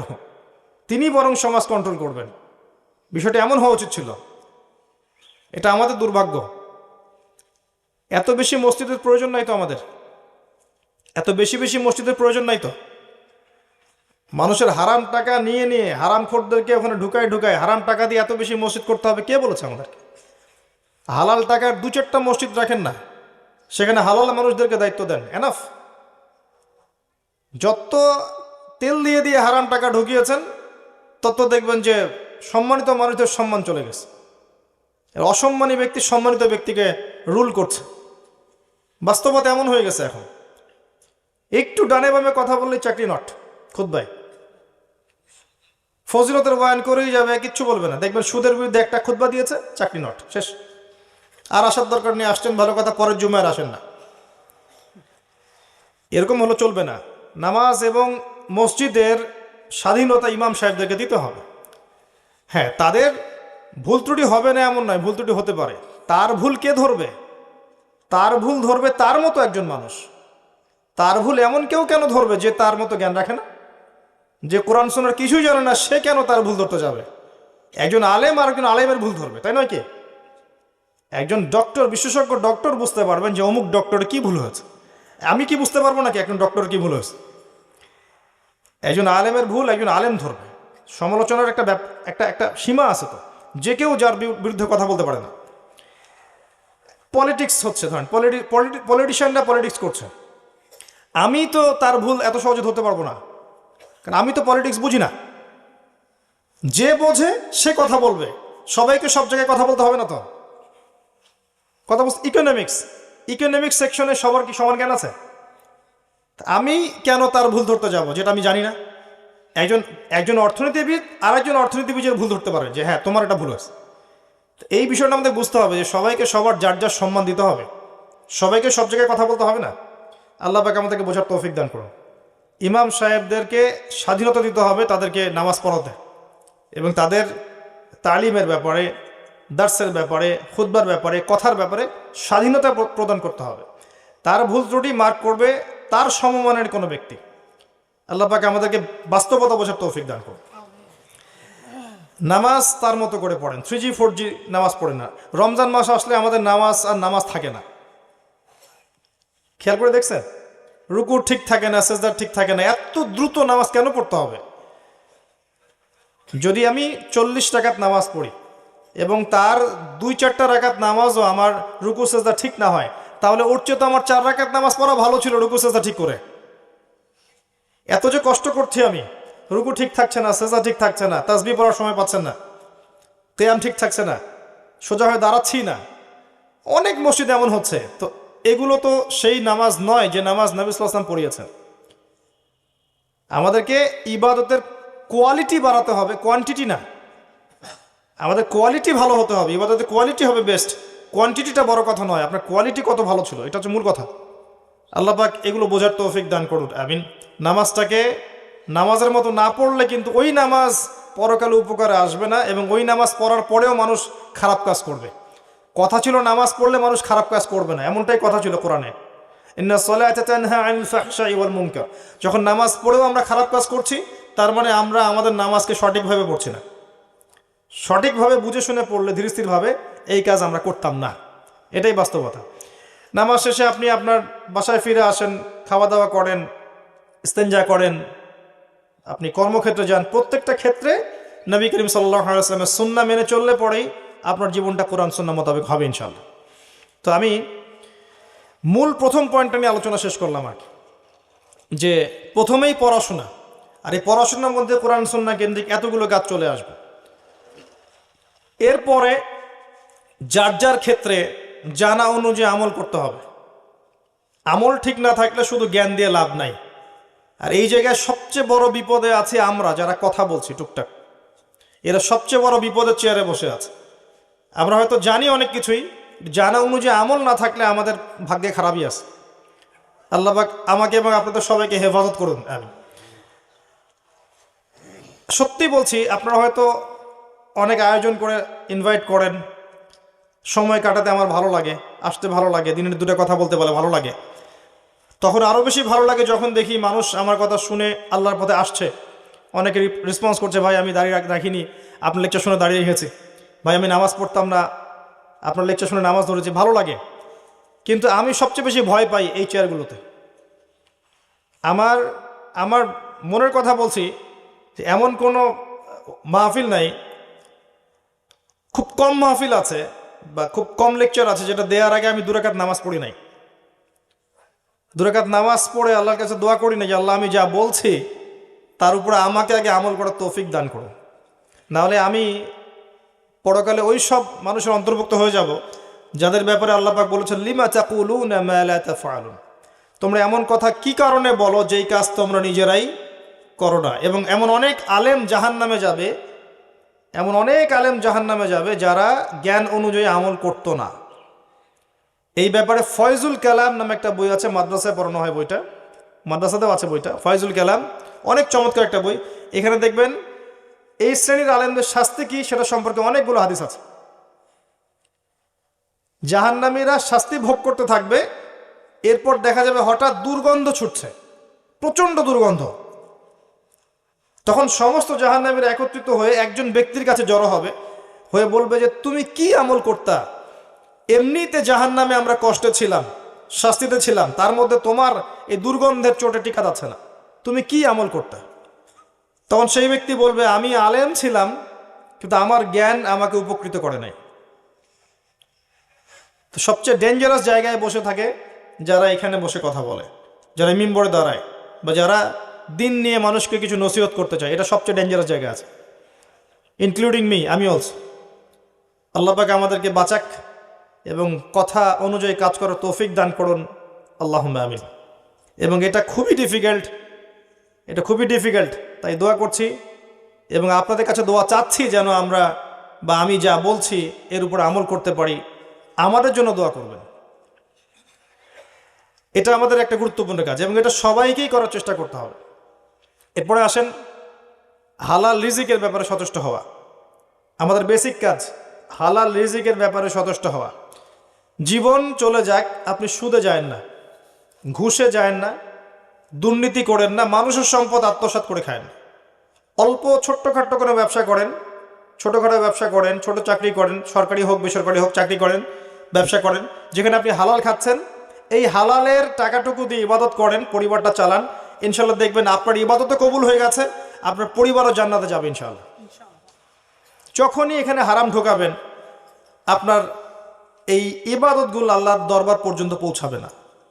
স্পষ্ট হাদিস আছে, ইন্নাল্লাহা তাইয়্যিব লা ইকবালু ইল্লা তাইয়্যিব, আল্লাহ পাক পবিত্র, তিনি পবিত্র ছাড়া কিচ্ছু গ্রহণ করেন না। মুসাফির মানুষ, যার দোয়া কবুল হয়, হয় না? মুসাফিরের দোয়া কবুল হয়, সে যা চাবে আল্লাহ দিবে ইনশাআল্লাহ। একজন মুসাফির আল্লাহর কাছে হাত তুলে দোয়া করছে, আল্লাহ আমাকে এটা দাও, আল্লাহ আমাকে এটা দাও। নবী সাল্লাল্লাহু আলাইহি ওয়াসাল্লাম বলছেন যে মুসাফিরের দোয়া কবুল হয়, কিন্তু এই ব্যক্তির দোয়া কেমন করে কবুল হতে পারে যার পোশাক, যার পানীয়, যার খাওয়া সব হারাম? কথা বুঝতে পারছেন? এমনিতে মুসাফিরের দোয়া কবুল হয়, কিন্তু মুসাফির হয়েও যদি সে দেখা যায় হারাম খেয়েছে, হারাম পড়েছে, ওই দোয়া কবুল হবে না। তো ইবাদত কবুলের শর্তই হচ্ছে হালাল রিজিক। যাদের জন্য, আরেকটা কথা বলি, যাদের জন্য হারামে যাচ্ছেন, যাদের জন্য আপনি হারামে যাচ্ছেন, এরা আপনাকে চিনবে না আপনার মৃত্যুর 40 দিন পরে। আপনার কথা বিশ্বাস হলো না? সত্যি বলছি যে আল্লাহ পাক ছাড়া মানুষের আপন বলে আসলে কেউ নাই। হারে হারে টের পাবেন, জীবন যত আগাবে তত টের পাবেন যে আল্লাহ পাক ছাড়া সত্যিকার অর্থে আমাদের আপন বলে কেউ নেই। আল্লাহ পাক ছাড়া সত্যিকার অর্থেই কেউ আমাদেরকে ভালোবাসে না। মানুষ মানুষের অবস্থানকে ভালোবাসে, মানুষের অবস্থানকে ভালোবাসে, আর আমাদের ভিতরের আত্মাটাকে, ব্যক্তিসত্তাকে ভালোবাসে না একমাত্র আল্লাহ। প্রমাণ লাগবে আপনার? আপনি নামাজ পড়েন না, রোজা রাখেন না, জাকাত দেন না, দুনিয়ার নোংরামি করছেন, অশ্লীল কাজে লিপ্ত আছেন, আল্লাহর হুকুম আহকামের অবাধ্য হচ্ছেন, এখনও আল্লাহ পাক আপনাকে টিকিয়ে রেখেছেন, এখনও আল্লাহ আপনাকে খাওয়াচ্ছেন, পড়াচ্ছেন, পানীয় দিচ্ছেন, শ্বাস নেওয়ার অক্সিজেন দিচ্ছেন, বাড়ি দিয়েছেন, গাড়ি দিয়েছেন, সব দিয়ে রেখেছেন। যদি কেউ আমার অবাধ্য হতো, আমি কি তাকে এত কিছু দিতাম? যদি কেউ আপনার অবাধ্য হতো, আপনি কি এত কিছু দিতেন? এরপরেও ভালোবাসা থেকে আল্লাহ পাক এগুলো দিয়েছেন। আল্লাহ চাচ্ছেন একটা বার খালি আপনি দুইটা হাত তোলেন, সেজদা করেন, চোখের পানি ফেলে দেন, আল্লাহর কাছে বলেন আস্তাগফিরুল্লাহ ওয়া আতুবু ইলাইহি। আল্লাহ মাফ করে দিবেন ইনশাআল্লাহ। আল্লাহ পাক ক্ষমা করার জন্য অপেক্ষা করছেন, আপনার ফেরার বাকি। আল্লাহ পাক 24 ঘন্টা তার ক্ষমার হাত প্রশস্ত করে রেখেছেন, খালি আপনার ফেরার অপেক্ষায়। প্রকৃত অর্থে আল্লাহ ছাড়া আপনাকে কেউ ভালোবাসে না। আপনি আল্লাহর অবাধ্য হলেও আল্লাহ পাক আপনাকে ভালোবেসে এখন পর্যন্ত নিয়ামত দিয়ে রেখেছেন। আর যদি আপনি তওবা করে ফিরে আসেন, তাহলে তো আল্লাহ আপনার জন্য দুনিয়া উন্মুক্ত করে দিবেন। যদি আপনি আল্লাহর হয়ে যান, আল্লাহ পাক সারা দুনিয়াকে আপনার পায়ের সামনে এনে দিবেন ইনশাআল্লাহ। এই দুনিয়া কি জিনিস? কিচ্ছু না, ছোট্ট দুনিয়া। সাগরে গেলে আমাদের মনে হয় না যে আমরা কত ক্ষুদ্র? মনে হয় না? সাগরে যখন আপনারা যান, সাগর পড়ের মানুষ, সাগরে জাহাজে যান, তখন মনে হয় না আমরা কত ক্ষুদ্র? এই দুনিয়া কি জিনিস? জান্নাতের সবচেয়ে শেষে যে বান্দা যাবে, তার জন্য আল্লাহ পাক এই দুনিয়ার 10 গুণ বড় জান্নাত দিবে। মহাবিশ্বে এত এত লক্ষ লক্ষ কোটি কোটি গ্রহ নক্ষত্র আছে, যার তুলনায় পৃথিবী কিছুই না। আপনার কাছে মনে করেন বাসায় কয়েকশো মিলিয়ন মিলিয়ন ছোট ছোট 1 টাকার কয়েন আছে। 1 টাকার কয়েন মনে আছে? 1 টাকার কয়েন আপনার পুরো উঠান ভর্তি 1 টাকার কয়েন, লক্ষ লক্ষ কোটি কোটি কোটি কোটি পুরো জায়গা ভর্তি। এখান থেকে একটা কয়েন কেউ নিয়ে চলে গেল, আপনার যায় আসবে? কিছু মনে হবে? আল্লাহ পাকের পুরো মহাবিশ্বের মধ্যে পৃথিবী এর চেয়েও নগণ্য, এর চেয়েও নগণ্য। তো এই জন্যই বলছি, যাদের জন্য আপনি আল্লাহর বিপক্ষে যাচ্ছেন, আল্লাহর বিরুদ্ধাচরণ করছেন, এরা আপনার সত্যিকার অর্থে আপনার আপন নন। আপনি ভুল করছেন, ভুল মানুষের জন্যে ভুল দরজায় করা নাড়ছেন। সঠিক দরজায় ফিরে আসেন, আল্লাহ পাক আপনার অপেক্ষায় আছেন। আল্লাহ পাক আপনাদের সবাইকে তওবা করে ফিরে আসার তৌফিক দান করুন, আমিন। এরপরে বলবো যে পারিবারিক আদর্শ সুন্দর করার চেষ্টা করুন। এটা খুব ডিফিকাল্ট, এটা খুবই ডিফিকাল্ট, কারণ পরিবারের লোকজন কথা খুব একটা শুনতে চায় না। আর যারা জন্মসূত্রেই ইসলামিক পরিবার পেয়েছেন তারা সৌভাগ্যবান। আমি বলবো তারা সৌভাগ্যবান। যারা আলেম পরিবারে জন্ম নিয়েছেন, বাবা আলেম, মা আলেমা, বাবা হাফেজ, মা হাফেজা, একটা রুহানি পরিবেশ ছিল, তারা সৌভাগ্যবান। এই সৌভাগ্য সবার হয় না, 95%-এরই হয় না। বেশিরভাগই এসব বাইরের পরিবারে জন্ম নেওয়া, যেখানে বাবা হয়তো নামাজ পড়ে, মা পড়ে না, মা পড়ে, বাবা পড়ে না, হারাম রিজিক আছে, বোন পর্দা করে না, স্ত্রী কথা শোনে না, এমন না? ম্যাক্সিমাম পরিবার দেখবেন এখন এমন। এখানে ইসলামিক আদর্শ এস্টাবলিশ করা সো ভেরি ডিফিকাল্ট। এখানে আমি যতটুকু বুঝেছি এটা হচ্ছে নিজে আগে আমল করে দৃষ্টান্ত স্থাপন করেন। অন্যরা কথা শোনে না শোনে নাই, আমাদের কথা তো এখনো শোনে না মানুষ। আপনারা কথা শুনছেন না, দেখবেন বংশের লোকজন অনেকেই কথা শুনবে না, মনে করবে ওরা অনেক কিছু। ব্যাপারটা এমনই ছিল, ইব্রাহিম আলাইহিস ইসলামের বাবা কথা শোনে নাই, নূহ আলাইহিস ইসলামের স্ত্রী কথা শোনে নাই, নূহ আলাইহিস ইসলামের সন্তান কথা শোনে নাই, লূত আলাইহিস ইসলামের স্ত্রী কথা শোনেনি, মুহাম্মদ সাল্লাল্লাহু আলাইহি ওয়াসাল্লামের চাচারা কথা শোনে নাই। ব্যাপারটা এমনই ছিল শুরু থেকেই। নিজের মানুষটা দাম দেয় কম, বাস্তবতা এগুলা। তো নিজে আমল করে একটা দৃষ্টান্ত স্থাপন করেন, এরপর আপনি সাধ্যমতো দাওয়াত দেন বাবাকে, মাকে, ভাইকে, বোনকে, স্ত্রী সন্তানকে। এরপর স্ত্রী সন্তানকে নিয়ে আপনি স্বতন্ত্র পরিবারে থাকেন, যেখানে আপনার কর্তৃত্ব চলবে। কারণ আপনি আপনার পিতাকে চার্জ করতে পারবেন না। ধরেন আপনার পিতা নামাজ পড়ে না, আপনি কি তাকে চার্জ করতে পারবেন? তার উপরে আপনি কি কড়া হতে পারবেন, কঠোর হতে পারবেন? পারবেন না। কিন্তু আপনার সন্তান যদি 10 বছর বয়সে নামাজ না পড়ে, তখন আপনি তার উপর কঠোর হতে পারবেন। আপনি আপনার পরিবারটাকে গুছিয়ে নেন। এরপরেও যদি দেখেন দীর্ঘদিন ধরে আপনি দাওয়াত দিতেই আছেন, ইসলাম সংশোধন করার চেষ্টা করতেই আছেন, কিছুতেই কোনো কাজ হচ্ছে না, একা একা পরকালের ফিকির করেন, একাই থাকেন, পরকালের ফিকির করেন, এছাড়া কোনো গতি থাকবে না। আল্লাহ পাক তারপরেও আমরা চেষ্টা করব আমরা যেন আমাদের নিজেদের এবং পরিবারের বর্গকে জাহান্নামের আগুন থেকে বাঁচাতে পারি। আল্লাহ পাক তৌফিক দান করুন, আমিন। এবং আল্লাহ পাক আমাদের সবার পরিবারে আল্লাহর হেদায়েত এবং নূর নাজিল করুন, আমিন। এরপর একটা কাজ, এটা আমাদের করা জরুরি, এটা হলো নিজেদের স্বার্থ মতো দিনের দাওয়াত দেয়া, সাধ্য মতো এবং দিনের স্বার্থে। কিন্তু মানুষের সাথে জড়িত পাপ, কাবা ঘরের গেলাফ ধরে কাঁদলে মাফ হবে না। অন্যের হক নষ্ট করা পাপ কাবার গেলাফ ধরে মাফ হবে না। কথাগুলো এই কারণে বললাম, মিসকিনের সংজ্ঞা দিতে গিয়ে। সবচেয়ে বড় মিসকিন কারা? তাহলে যারা পরকালের মাঠে মানুষের সাথে জড়িত হক নিয়ে হাসর করবে। আল্লাহ পাক আমাদেরকে হেফাজত করুন এটা থেকে, আল্লাহুম্মা আমিন। সবচেয়ে বড় মিসকিন সেই ব্যক্তি যে কিয়ামতের দিনে নামাজ, রোজা, হজ, যাকাত অনেক নেকি নিয়ে উঠবে, পাহাড় সমান নেকি নিয়ে উঠবে, কিন্তু বহু পাওনাদার তার সামনে দাঁড়িয়ে থাকবে। সে কারো গীবত করেছে, কারো টাকা আত্মসাৎ করেছে, কারো সম্পদ লুট করে খেয়েছে, কাউকে গালি দিয়েছে, কাউকে অপবাদ দিয়েছে ইত্যাদি। অর্থাৎ মানুষের সাথে জড়িত হক ছিল, মানুষের সাথে জড়িত পাপ ছিল, যেগুলো মানুষের হক, হাক্কুল ইবাদ। এমন অনেক মানুষ তার সামনে দাঁড়িয়ে থাকবে এবং তখন হিসেব করা হবে যে কার কতটুকু ক্ষতি সে করেছে। নিজের নেকি থেকে তাদের ঋণ পরিশোধ করে দেওয়া হবে। ঋণ পরিশোধ করতে গিয়ে যদি সমস্ত নেকি শেষ হয়ে যায়, সেক্ষেত্রে অন্যের গুনাহ তার আমলনামায় চাপিয়ে দেওয়া হবে। বলেন নাউজুবিল্লাহ। এটা সবচেয়ে বড় মারাত্মক বিষয় পরকালে। আমরা দোয়া করি এই মজলিসে যে আল্লাহ যেন তার সাথে জড়িত পাপ থাকলে মাফ করে দেন, মানুষের সাথে জড়িত কোনো পাপ না রাখেন আমাদের। আল্লাহুম্মা আমিন। মানুষের সাথে জড়িত পাপ থাকলে কিয়ামতের মাঠে পার পাওয়া খুবই ডিফিকাল্ট। যত টাকা আত্মসাৎ করা হয়েছে, সামাজিক টাকা, রাষ্ট্রীয় টাকা, ব্যক্তিগত টাকা, পারিবারিক টাকা, আত্মসাৎ পর্যন্ত অন্যের হক মেরে খাওয়া হয়েছে, সমস্ত হকগুলো নিয়ে কিয়ামতের মাঠে মানুষ উঠবে। কিয়ামতের মাঠে দেখবেন অনেক মানুষের ঘাড়ের মধ্যে টিন নিয়ে ঘুরছে। কিসের টিন? রিলিফের টিন। কিয়ামতের মাঠে দেখবেন অনেক মানুষের কাঁধে চাল, গম কি নিয়ে ঘুরছে? এগুলো মেরে খাইছে দুনিয়ার জীবনে। কিয়ামতের মাঠে দেখবেন জমি মানুষের কাঁধে, সাত্তবক জমি মানুষ ঘুরছে। কিসের জমি? ওই যে বনের সম্পত্তি দেয়নি ওই জমি। কিয়ামতের মাঠে দেখবেন টাকা, কাগজের টাকা কিয়ামতের মাঠে কি করেছে? এগুলো মেরে খাইছে, অন্যের টাকা মেরে খাইছে। যে যেটা মেরে খাবে মানুষের।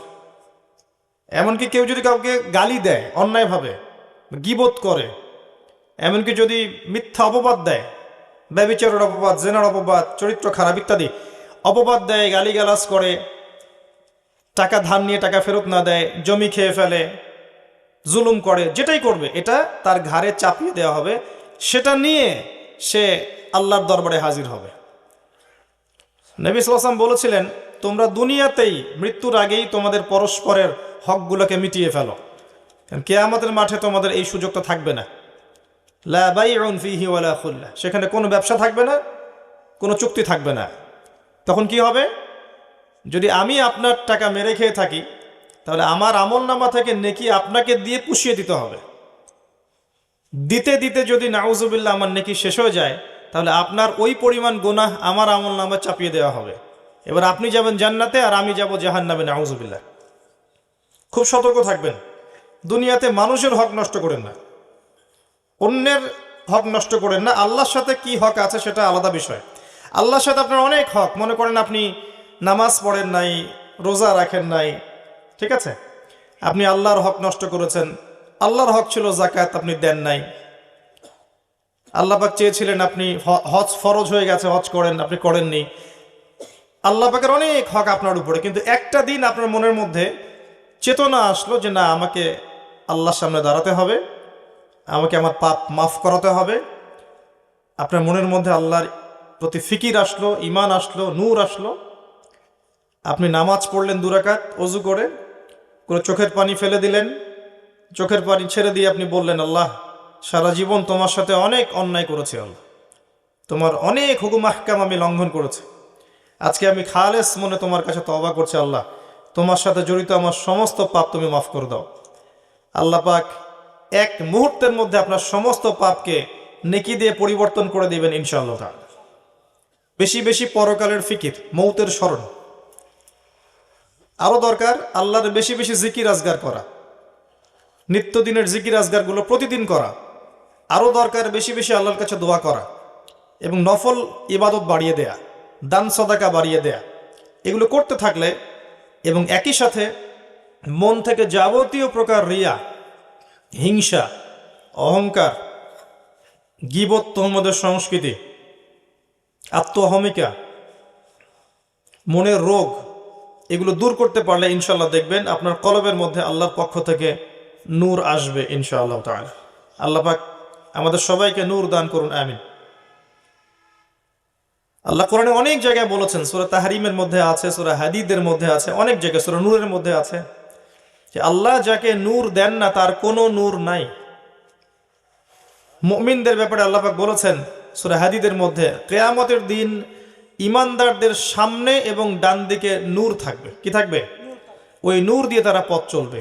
নূর মানে হচ্ছে আলো, আলো দিয়ে তারা পথ চলবে। মুনাফিকরা বলবে, নাকতাবিস মিন নূরিকুম, আমাদেরকে কিছু নূর দাও।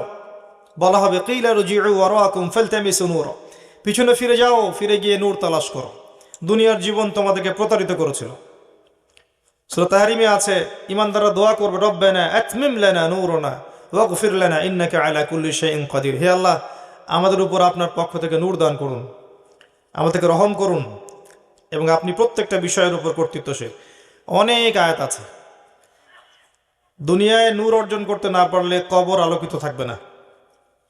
কবরে নূর না থাকলে পরকালে নূর পাওয়া যাবে না। আল্লাহ পাক আমাদের সবাইকে আল্লাহ নূর অর্জন করার তৌফিক দান করুন, আমিন। এর জন্য সবচেয়ে বড় চ্যালেঞ্জ হচ্ছে মনের খারাপ রিপুগুলোকে দূর করা। আমল করাটা সহজ, মনের মধ্যে হিংসা, বিদ্বেষ, গীবত, তোহমতের সংস্কৃতি, সমালোচনার সংস্কৃতি, রিয়া, অহংকার দূর করাটা কঠিন। আত্মশুদ্ধি অর্জন করলে নূর পাওয়া যাবে ইনশাআল্লাহ তাআলা। আর এখন আত্মশুদ্ধির কথা তো বলাই হয় না, আত্মশুদ্ধি নিয়ে খুব একটা কথা বলা হয় না। এগুলো সুফিজম নয়, এগুলো ইহসান, এটার নাম ইহসান। নবী করিম সাল্লাল্লাহু আলাইহি ওয়াসাল্লামকে জিজ্ঞাসা করা হয়েছে, জিবরাইল আলাইহিস সালাম জিজ্ঞাসা করেছেন, ইয়া মুহাম্মদ আখবিরনি আনিল ইহসান, আমাকে ইহসান সম্পর্কে বলুন। নবীজি বলেছেন, আনতা আবুদুল্লাহ কাআন্নাকা তারাহ, তুমি এমনভাবে আল্লাহর ইবাদত করবে যেন তুমি আল্লাহকে দেখতে পাচ্ছ। ওয়া ইল্লাম তাকুন তারাহ ফাইন্নাহু ইয়ারাক, তুমি যদি আল্লাহকে দেখতে না পাও, মনে রাখবে আল্লাহ তোমাকে দেখছেন। এই কনসিয়াসনেসের নাম হচ্ছে ইহসান। কখন আসবে? যখন আপনার কলবে নূর আছে। একটা কলব, হৃদয় যার মধ্যে অন্ধকার ভর্তি, জুলুমাত, একজন ব্যক্তি যে মাদকের সাথে সম্পৃক্ত, জিনার সাথে সম্পৃক্ত, পর্নোগ্রাফি দেখে, ফ্রি মিক্সিং করে, হারাম রিলেশনশিপ আছে, নামাজ পড়ে না, যাকাত দেয় না, মিথ্যা কথা বলে, প্রতারণা করে, ঘুষ খায়, দুর্নীতি করে, এসব কলবে কি আল্লাহ নূর আসবে?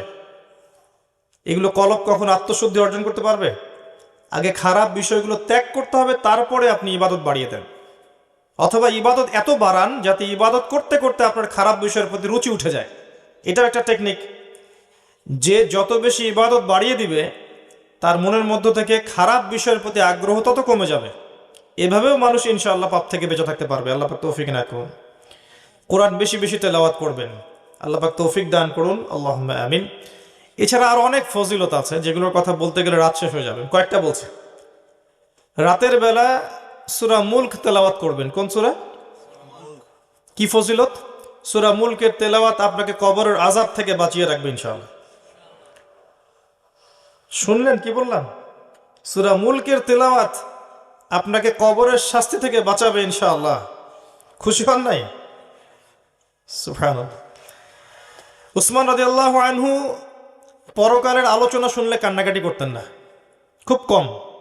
যখনই তিনি কবরস্থান এর পাশ দিয়ে যেতেন এবং কবর দেখতেন, সাথে সাথে তিনি কান্নাকাটি শুরু করতেন বাচ্চাদের মতো। এতে করে তার দাড়ি ভিজে যেত।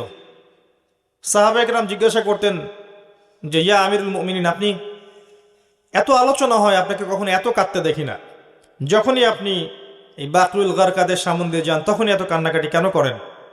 তখন তিনি বলতেন, এটাই হচ্ছে প্রথম মঞ্জিল পরকালের, যে এখানে নাজাত পেয়ে যাবে ফাকাদ নাজা, সে ব্যক্তি নাজা পেয়ে যাবে। আর যে ব্যক্তি এখানে হালাক হয়ে যাবে ফাকাদ হালাক, সে হালাক হয়ে যাবে।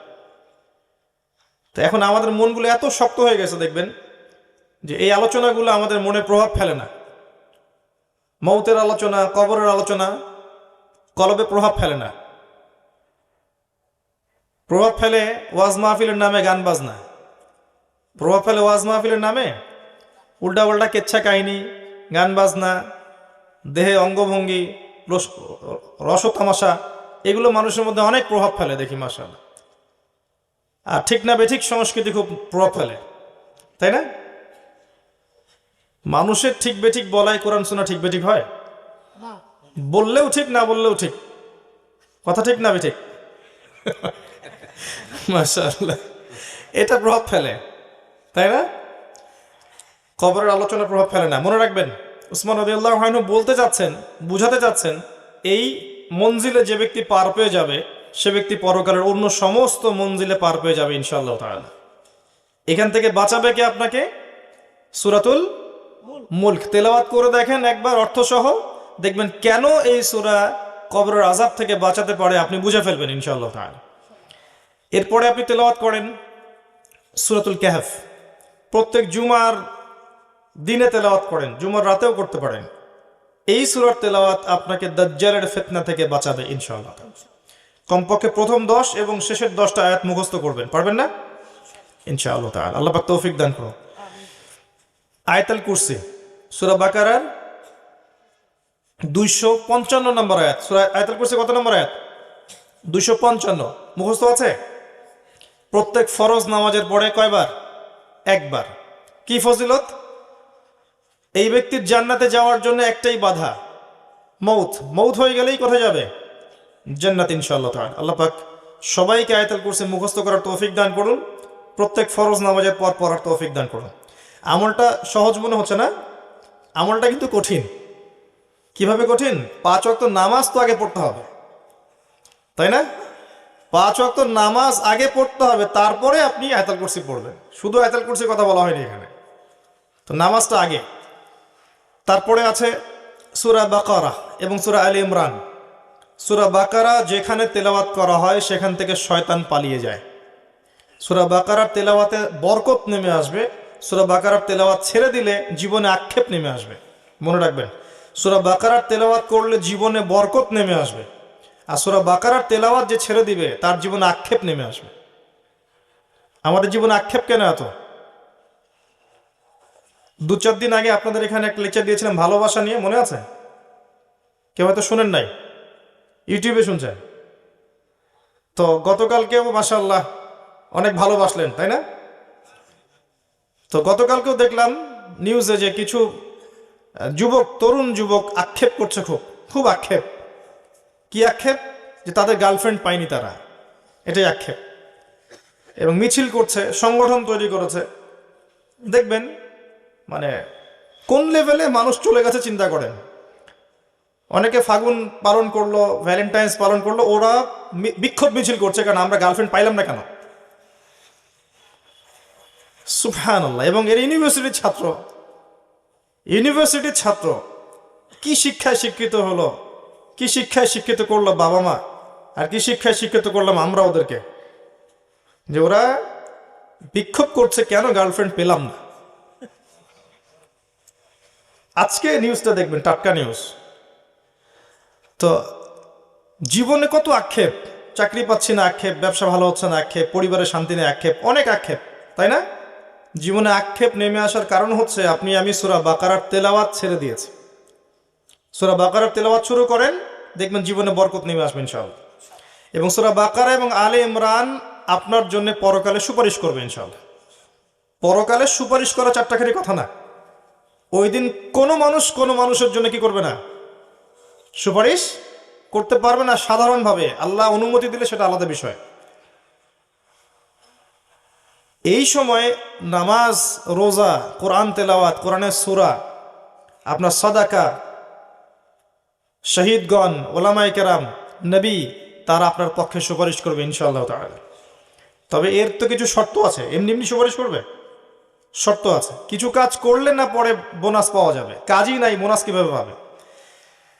সূরা বাকারা এবং আলে ইমরান তেলাওয়াত করবেন। এরপরে আছে সূরা বাকারার শেষের 3 আয়াত। কয় আয়াত? অথবা 2 আয়াতও করতে পারেন। নবী সাল্লাল্লাহু আলাইহি ওয়াসাল্লাম বলেছেন রাতের বেলা মানে ওই পশ্চিমাদের মতো রাত নয়, যে 12টার পরে রাত শুরু হয় এমন নয়। রাতের সংজ্ঞা তো এখন আমরা বুঝি না। আমরা মনে করি রাত 12টা থেকে দিন 12টা, এরকম বানিয়েছি না? ইসলামে রাত শুরু হবে সূর্য ডোবা থেকে। সূর্য ডুবে গেছে আপনার রাত শুরু, আর সূর্য যখন উঠবে তখন থেকে দিন শুরু। আমরা তো ব্রেইন ওয়াশ জাতি, যা বুঝিয়েছে তাই বুঝেছি আর কি। ইসলামে রাত শুরু হবে সূর্য ডোবা থেকে। সূর্য ডোবা থেকে নিয়ে আপনি আমলটা করতে পারবেন। সেটা হচ্ছে সূরা বাকারার শেষের 2টা বা 3টা আয়াত পড়বেন। সারা রাত ইবাদত করলে যে নেকি পেতেন, এই 3টা আয়াত তেলাওয়াত করলে সে নেকি পাবেন ইনশাআল্লাহ। এবং সারা রাত আপনার দৃশ্য অদৃশ্যের যে কোনো ক্ষতি থেকে আল্লাহ পাক আপনাকে হেফাজত করবেন ইনশাআল্লাহ, সূরা বাকারার এই শেষের 3 আয়াতের কারণে। মুখস্থ আছে কয়জনের? হাত তোলেন। সূরা বাকারার শেষের 3 আয়াত কয়জনের মুখস্থ আছে?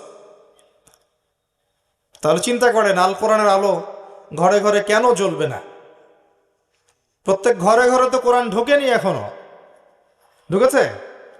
কোরআন আছে আপনার ঘরে। বাবা মারা গেলে বের করবেন, 40 দিনের দিন বের করবেন, বিবাহ বার্ষিকীর দিন বের করবেন, নতুন একটা ব্যবসা খুললে বের করবেন, বা বড় কোনো এক্সাম আছে, এক্সামে যাওয়ার আগের দিন সকালে বের করবেন।